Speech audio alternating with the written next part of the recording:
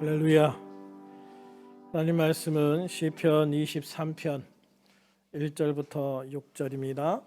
우리 같이 읽겠습니다. 시작. 여호와는 나의 목자시니 내가 부족함이 없으리로다. 그가 나를 푸른 불밭에 누이시며 쉴 만한 물가로 인도하시는도다. 내 영혼을 소생시키시고 자기 이름을 위하여 의의 길로 인도하시는도다. 내가 사망의 음침한 골짜기로 다닐지라도 해를 두려워하지 않을 것은 주께서 나와 함께 하심이라. 주의 지팡이와 막대기가 나를 안위하시나이다. 주께서 내 원수의 목전에서 내게 상을 차려주시고 기름을 내 머리에 부으셨으니 내 잔이 넘치나이다. 내 평생의 선하심과 인자하심이 반드시 나를 따르리니 내가 여호와의 집에 영원히 살리로다. 아멘. 오늘은 2021년 첫 번째 주일입니다. 첫 주일은 출발을 의미합니다. 지난해 52주 어려운 가운데서도 견디고 이기게 하신 주님이 올해 2021년도 52주를 지키시고 인도하시고 승리케 하실 줄로 믿습니다. 그래서 주님의 은혜와 주님의 능력으로 이 코로나의 모든 상황들을 다 극복하고 이기고 우리 성도들이 마음껏 자유롭게 이 성전에 와서 예배할 수 있는 그날이 속히 앞당겨지기를 주님의 이름으로 축원합니다. 이제 새롭게 시작된 2021년 첫 주일에 어떤 말씀을 전할까 기도하는 중에 주님이 가르쳐 주신 기도는 잠시 좀 뒤로 미루고 시편 23편의 은혜를 통해서 올 한 해를 출발하자라는 마음에 감동을 주셨어요. 그래서 오늘 본문인 시편 23편 말씀을 통해서 오늘과 다음 주 2주간에 걸쳐서 주님의 은혜를 함께 나누고자 합니다. 많은 성도들이 시편 23편을 좋아하고 암송하는 데는 다 이유가 있는 것 같아요. 시편 23편만큼 목자와 우리 양과의 관계를 잘 표현해 주는 그런 성경은 어디에도 없죠. 그 하나님의 사랑, 예수님의 사랑을 이렇게 기가 막히게 표현한 성경을 찾을 수가 없어요. 그래서 이 시편 23편을 통해서 우리는 우리의 목자 되신 예수님과 함께할 때 주어지는 놀라운 축복을 생각해보고 또 2021년에 그 축복을 누리는 우리들이 될 수 있기를 주님의 이름으로 축원합니다. 본문 1절을 같이 읽겠습니다. 시작. 여호와는 나의 목자시니 내게 부족함이 없으리로다. 아멘. 저는 이 한 절이요 정말 기가 막힌 하나님의 은혜를 표현하는 정말 놀라운 하나님의 선포라고 생각을 해요. 저는 이 말씀을 묵상할 때 막 정말 가슴이 뛰거든요. 여호와는 나의 목자시니 내게 부족함이 없으리로다. 정말 하나님께서 나의 목자가 되셨을 때 내 삶에 그 어느 것 하나 부족함이 없는 놀라운 축복의 삶이 되어질 줄로 믿습니다. 이 말씀을 보여주는 구약의 예를 두 가지만 들어보려고 합니다. 먼저 출애굽 사건입니다. 하나님께서 한 민족을 어떻게 들어쓰시고 축복하시는지를 가장 잘 보여주는 것이죠. 신명기 2장 7절에 보면 이 출애굽 과정을 한 문장으로 표현하고 있습니다. 같이 읽어볼까요? 네 하나님 여호와께서 내가 하는 모든 일에 내게 복을 주시고 내가 이 큰 광야에 두루 다님을 알고 네 하나님 여호와께서 이 40년 동안을 너와 함께 하셨으므로 내게 부족함이 없었느니라 하시기로. 할렐루야. 광야는 그야말로 빈궁한 곳입니다. 구할 수 있는 것이 너무나도 부족한 곳이지요. 이런 어마어마한 수의 백성들이 40년 동안이나 말이죠. 40년 동안이나 먹을 것, 마실 것, 입을 것, 신을 것에 부족함이 없었다는 거예요. 하나님께서 목자가 되셔서 그들을 인도하시고 공급하셨기 때문인 줄로 믿습니다. 그래서 우리가 정말 하나님 앞에 서는 민족이 되어야 될 줄로 믿습니다. 이 나라와 이 민족이 정말 하나님 앞에 서는 민족이 된다면 우리 하나님께서 이스라엘 백성에게 그렇게 하셨듯이 이 백성에게도 이 나라에도 더없는 하나님의 은혜와 축복을 더해 주셔서 세계에 우뚝 서는 하나님의 축복의 민족으로 세계에 세우실 줄로 믿습니다. 그래서 우리가 나라와 민족을 위해서 기도할 때 하나님, 이스라엘 백성을 축복하셨던 하나님께서 이 민족을 축복해 주시옵소서. 이 민족의 부족함을 채워 주시옵소서. 약함을 강하게 하여 주시옵소서. 하나님의 은혜로 채워 주셔서 이 나라와 이 민족이 목자 되신 우리 주님을 따라가는 그러한 양과 같은 이 나라와 이 민족이 되어서 목자가 주시는 축복을 이 나라와 이 백성이 누리게 하옵소서. 할렐루야. 함께 기도할 수 있기를 소망합니다.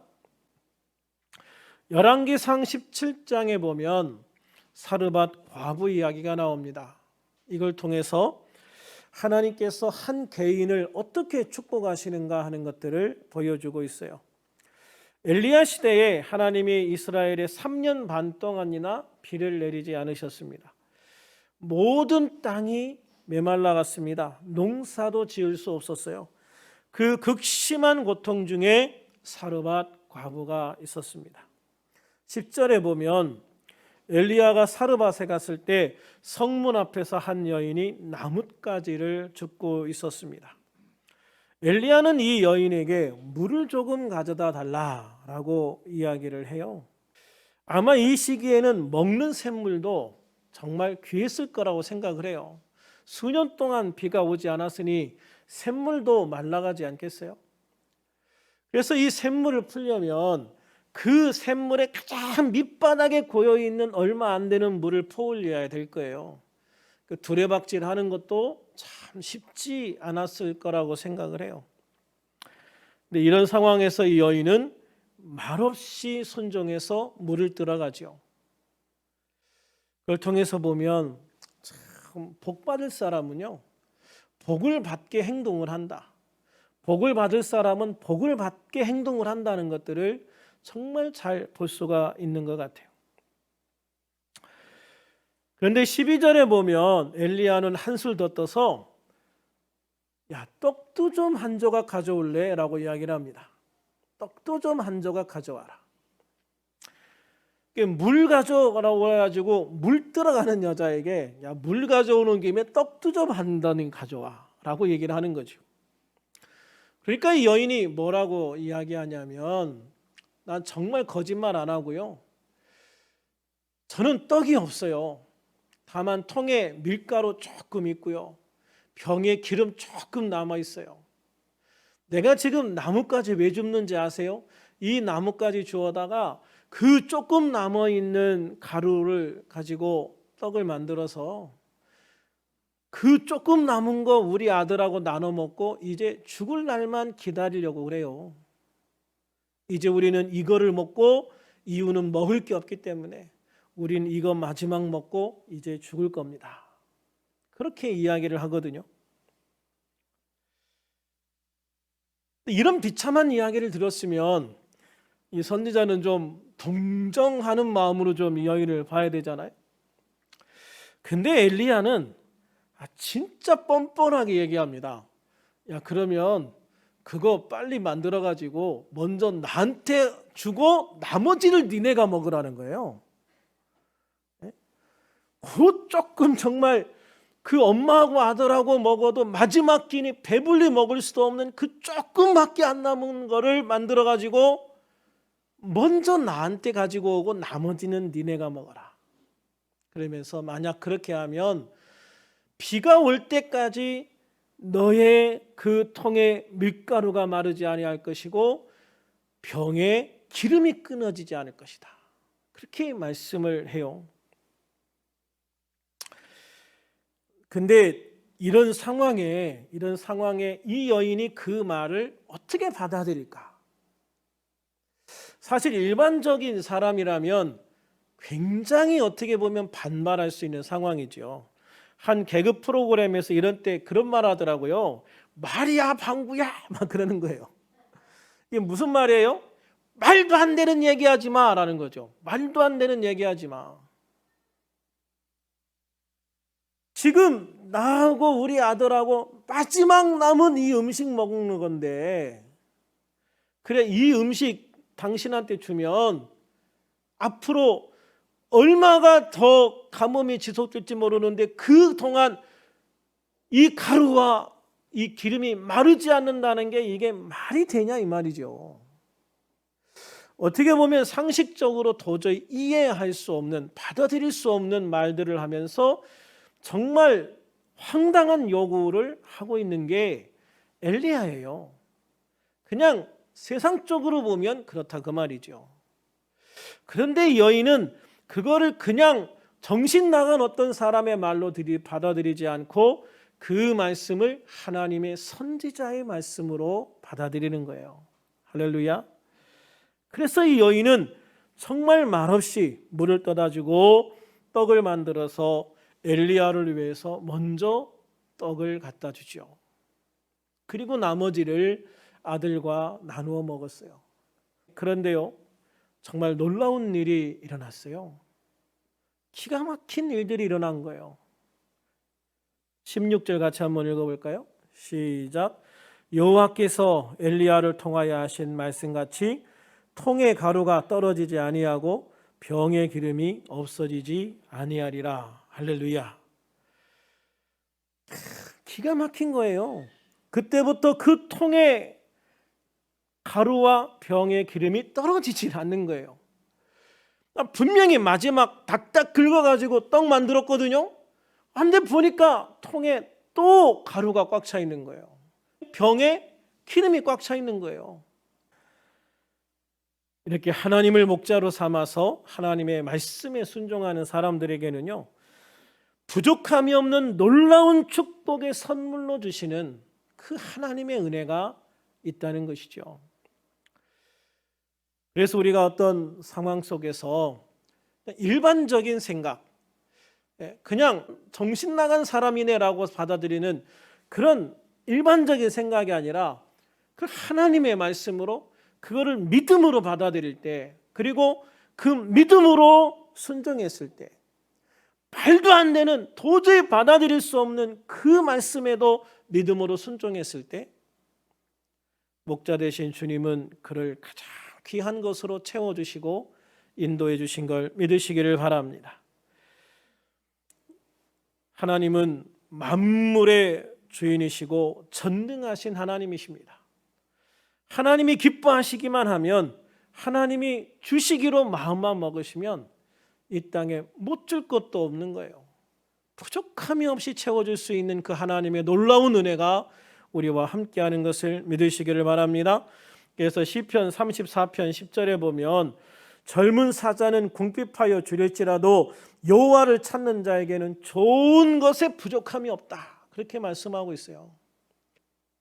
우리의 목자 되신 여호와 하나님을 찾는 자에게는 항상 부족함이 없이 채워지는 놀라운 은혜가 있는 것을 믿으시기를 바랍니다. 그 축복이 우리 모두와 함께하기를 주님의 이름으로 축원합니다. 이처럼 우리의 목자이신 하나님은 당신을 찾고 의지하는 자녀들에게 아무것도 없는 상황에서조차 부족함이 없이 필요한 것을 충분히 공급해 주시는 목자이시다라고 말씀을 하고 있는 거예요. 그러므로 진심으로 신실하게 하나님을 믿고 의지하고 순종하는 성도들은 좋은 것으로 부족함이 없게 채우시는 하나님의 은혜를 누리게 될 줄로 믿습니다. 예수님이 바로 우리의 그 목자다라고 말씀하고 있어요. 예수님이 이 땅에 오셨을 때 이 땅에 있는 사람들은 목자 없는 양과 같았습니다. 마태복음 9장 36절에 보면 무리를 보시고 불쌍히 여기시니 이는 그들이 목자 없는 양과 같이 고생하며 기진함이라 그랬어요. 예수님이 오시기 전 사람들은 이렇게 목자 없는 양과 같이 고단한 삶을 살고 있었어요. 마치 출애굽하기 이전에 애굽에서 노예로 살던 이스라엘 백성들처럼 죄의 노예로 살면서 어려움 속에 고난 속에 살아가고 있는 이 백성들을 보면서 예수님은 마음이 아팠다는 거예요. 그들을 보면서 예수님은 너무나도 불쌍하셨어요. 이렇게 죄의 노예로 방황하며 사는 사람들을 위해서 예수님은 자유와 생명을 주시는 선한 목자로 오셨다라고 말씀하고 있습니다. 요한복음 10장 11절에 보면 나는 선한 목자라 그랬거든요. 나는 선한 목자라. 선한 목자는 양들을 위하여 목숨을 버린다. 양들을 위하여 내 목숨을 버릴 정도로 나는 너희들을 사랑해. 나는 너희들을 위해서 나의 목숨까지도 버릴 수 있는 선한 목자야 라고 말씀을 하시는 것이죠. 또 14절에 보면 나는 선한 목자라. 나는 내 양을 알고 양도 나를 안다 라고 말씀하고 있어요.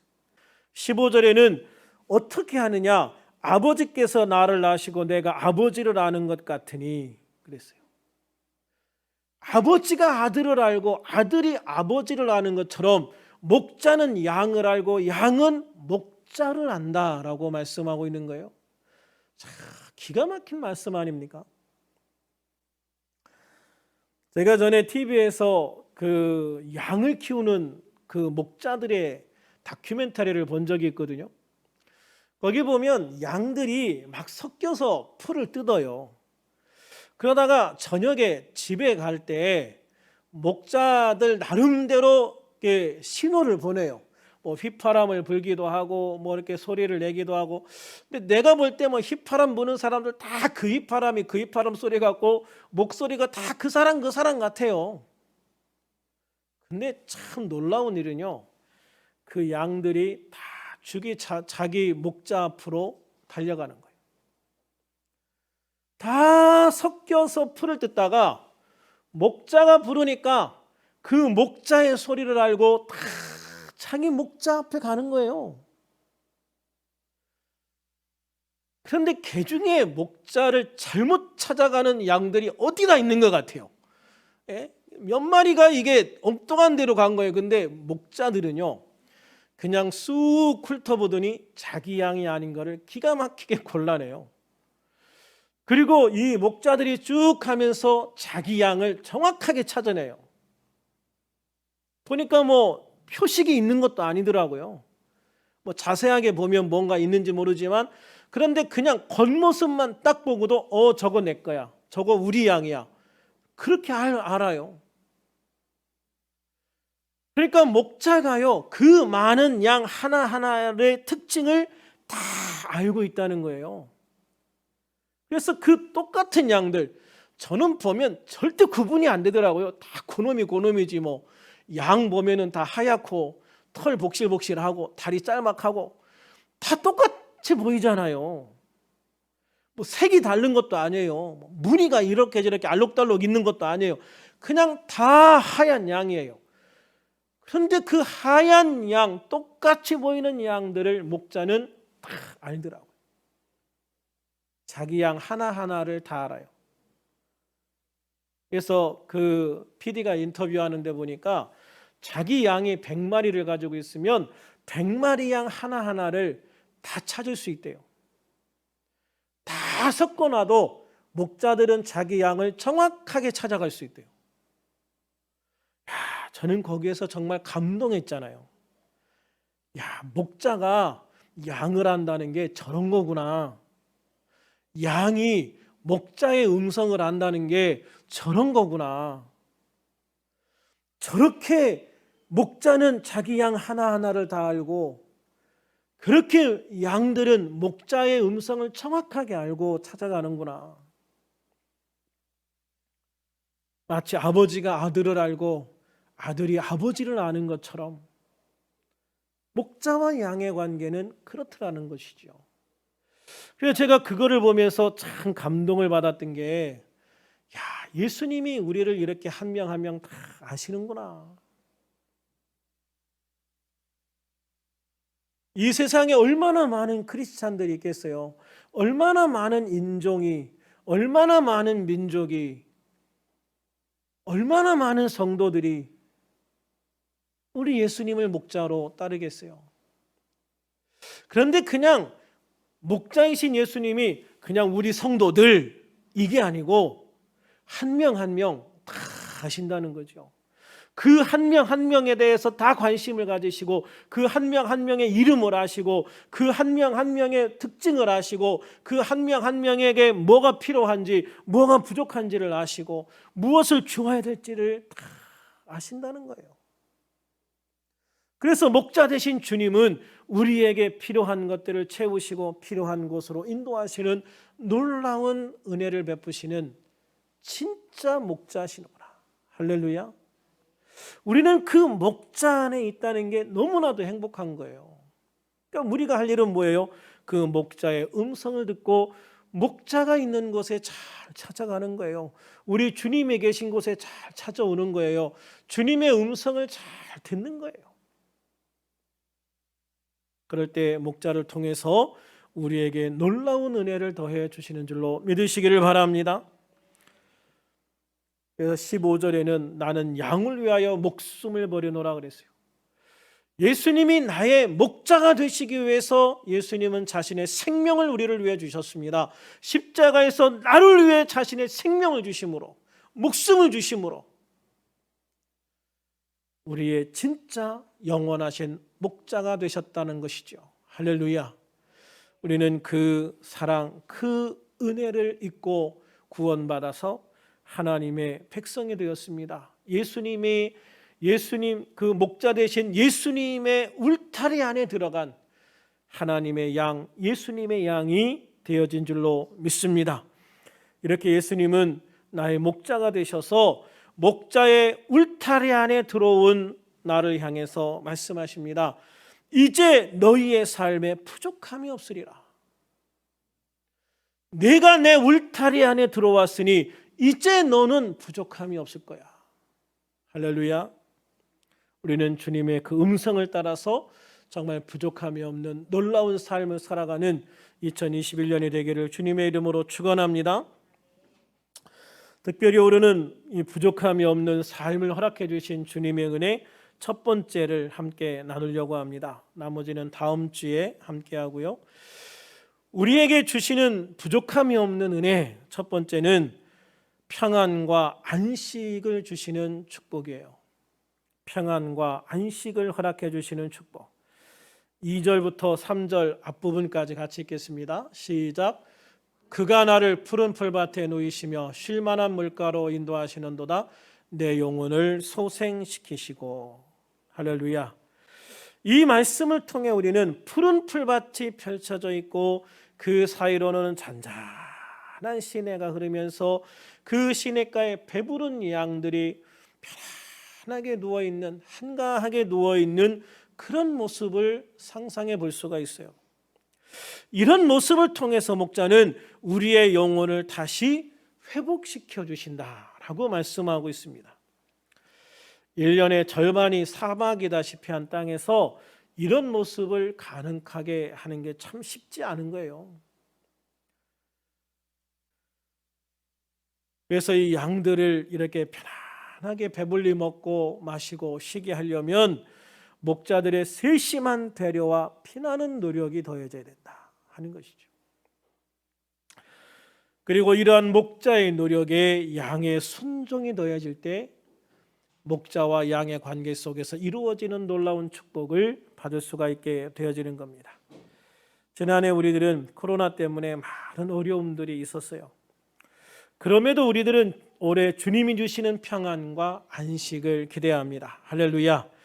이 모든 것을 가능케 하시는 분은 하나님이신 줄로 믿습니다.